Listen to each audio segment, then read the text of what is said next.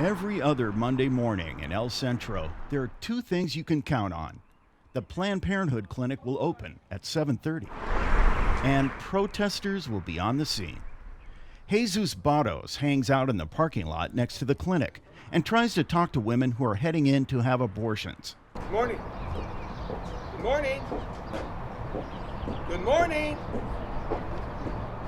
Sometimes Barros has to settle for speaking to husbands or boyfriends. Either way, Barros doesn't want to hear about a woman's right to choose. We always reflect on the mother's body and all this. But there's the other side of the story. What about the baby? Who's speaking up for the baby?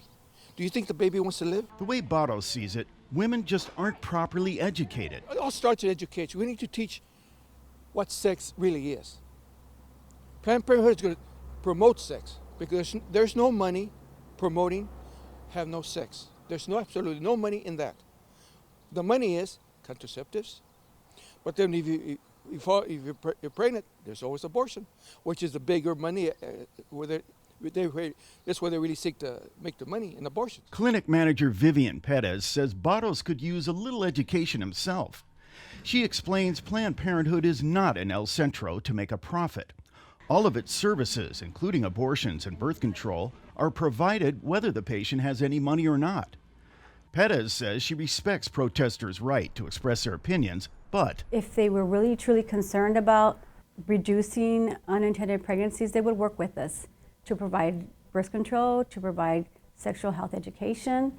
And quite honestly, our focus is not on the protesters, but more on the safety and security of our patients. El Centro's Planned Parenthood clinic opened in May 2015, but it wasn't exactly welcomed with open arms. Imperial Valley's evangelical community led the opposition to the Planned Parenthood clinic last year, and they remain staunchly opposed to it. But there's one religious leader in town that has a different view. So this is the sanctuary. And we really try to make it a sanctuary, a safe place. So. Reverend Ron Griffin is the lead pastor at El Centro's First United Methodist Church. Griffin says he understands why most of the religious community opposes the clinic.